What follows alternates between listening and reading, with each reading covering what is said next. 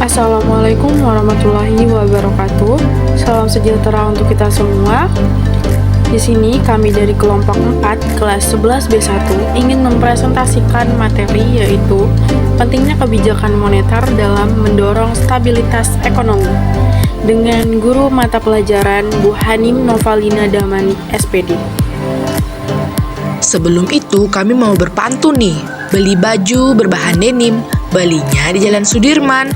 Salam hormat untuk Ibu Hanim, semoga suka ya teman-teman. Di sini anggota kelompok kami ada Airang Kia Dwi Safira, Arelia Anissa Wuling Puspadewi, Arum Cayaningtyas Mambayun, Abela Azahra, Sausa Najwa, dan Siva Fadilah Amalia. Pengertian kebijakan moneter. Kebijakan moneter merupakan kebijakan pemerintah di bidang keuangan. Kebijakan moneter adalah kebijakan pemerintah melalui bank sentral sebagai pemegang otoritas moneter untuk mengendalikan jumlah uang yang beredar dalam rangka mencapai kestabilan ekonomi. Pengaruhnya terhadap perekonomian negara. Pengaruh kebijakan moneter terhadap perekonomian negara yaitu yang pertama, stabilitas ekonomi menjadi terjaga. Yang kedua, menjaga stabilitas harga. Yang ketiga, membuka kesempatan kerja. Yang terakhir, memperbaiki posisi neraca perdagangan dan neraca pembayaran. Jenis kebijakan moneter. A. Kebijakan moneter ekspansif. Kebijakan ini dikenal juga dengan kebijakan uang longgar atau easy money policy. Kebijakan moneter ekspansif dilakukan untuk meningkatkan pertumbuhan ekonomi dengan meningkatkan jumlah uang yang beredar. Contoh kebijakan moneter ekspansif yang telah dilakukan pemerintah Indonesia yaitu 1. BI membuka kantor sisa acuan atau Bank Indonesia rate pada Desember 2007 sebanyak 25 BPS dari 8,25% menjadi 8%. Kedua, Bank Indonesia melakukan pembelian surat berharga negara atau SBN sebesar 1.104,85 triliun untuk periode tahun 2020 sampai 2022. Yang ketiga, penurunan giro wajib minimum yang berlaku sejak tanggal 16 Maret 2020. Kebijakan moneter kontraktif. Kebijakan ini dikenal juga dengan kebijakan kontrak atau think money policy.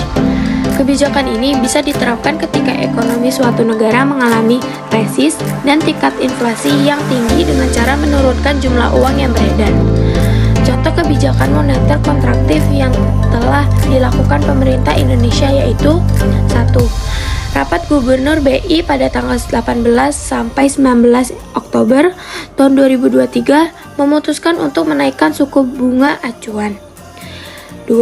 BI memperketat likuiditas di pasar keuangan dengan jumlah surat berharga negara atau SBN di pasar sekunder. 3. Mulai 1 Juni 2022, Bank Indonesia menaikkan giro minimum rupiah menjadi 6%. Di sini saya Arum Cayaningtyas Mambayun akan menjelaskan hubungan antara kebijakan moneter dan makroekonomi.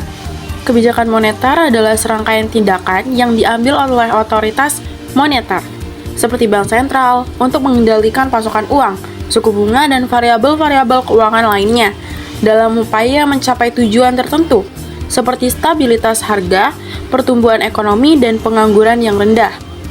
Makroekonomi di sisi lain adalah cabang ekonomi yang mempelajari perilaku dan kinerja ekonomi secara keseluruhan, melibatkan aspek-aspek besar seperti output nasional, tingkat inflasi, tingkat pengangguran, dan pertumbuhan ekonomi. Hubungan antara kebijakan moneter dan makroekonomi yaitu erat terkait karena kebijakan moneter memiliki dampak langsung pada variabel-variabel makroekonomi.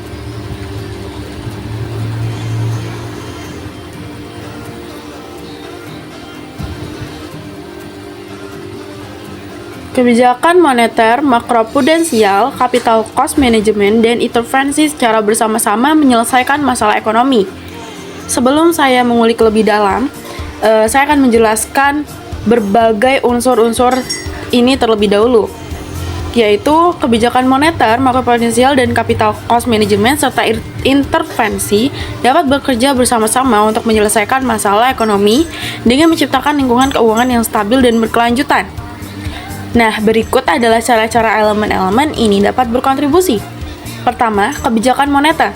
Melalui pengaturan suku bunga dan pengendalian pasokan uang, kebijakan moneter dapat memengaruhi tingkat investasi, konsumsi, dan inflasi sehingga menciptakan stabilitas ekonomi.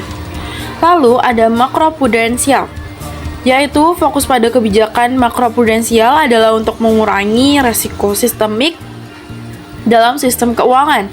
Hal ini mencakup regulasi terhadap lembaga keuangan, permodalan yang memadai, dan pengelolaan resiko secara keseluruhan. Kemudian kebijakan moneter, makroprudensial, capital cost management, dan intervensi secara bersama-sama menyelesaikan masalah ekonomi. Yang pertama, capital cost management. Manajemen biaya modal, capital cost management, melibatkan pengelolaan biaya modal yang efisien bagi lembaga keuangan dan perusahaan. Kebijakan ini dapat membantu meningkatkan ketersediaan dana untuk investasi produktif dan merangsang pertumbuhan ekonomi. Kemudian intervensi. Intervensi oleh otoritas moneter atau pemerintah dapat melibatkan campur tangan langsung dalam pasar keuangan untuk mengatasi ketidakstabilan atau krisis. Hal ini termasuk intervensi dalam nilai tukar mata uang, pengembalian aset keuangan, atau penyediaan stimulus ekonomi. Selanjutnya, capital outflow. Aliran modal keluar asing, capital outflow, merupakan keluarnya dana atau modal dari dalam negeri ke luar negeri, baik secara langsung, direct investment, maupun secara tidak langsung, indirect investment. Indonesia dapat meminimalkan aliran modal keluar, capital outflow, untuk menjaga stabilitas ekonomi dan nilai tukar rupiah. Langkah-langkah seperti kebijakan pengendalian modal, pembatasan transaksi valuta asing, dan peningkatan suku bunga dapat digunakan untuk mengurangi tekanan terhadap nilai tukar dan menjaga likuiditas di pasar keuangan domestik.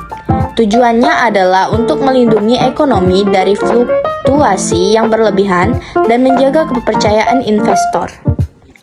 Selanjutnya, kebijakan makro yang dapat dilakukan Indonesia untuk mengatasi masalah inflasi dan stabilitas nilai tukar rupiah. A. Regulasi pasar. B. Kebijakan fiskal. C. Kebijakan moneter. D. Intervensi valuta asing. Dan terakhir E. Kebijakan struktural. Terakhir adalah kesimpulan dari materi kita. Kebijakan moneter merupakan kebijakan pemerintah di bidang keuangan. Kebijakan moneter dapat bervariasi tergantung pada konteks waktu dan negara. Secara umum, kebijakan moneter bertujuan untuk mengendalikan inflasi, mempromosikan pertumbuhan ekonomi yang stabil, dan menjaga stabilitas sistem keuangan. Evaluasi efektivitasnya memerlukan analisis data ekonomi terkini dan dampak kebijakan yang diimplementasikan. Kursi mahal, model terbaru, duplikat barang dari Amerika. Belajar ekonomi memanglah seru, semoga bermanfaat untuk kita semua.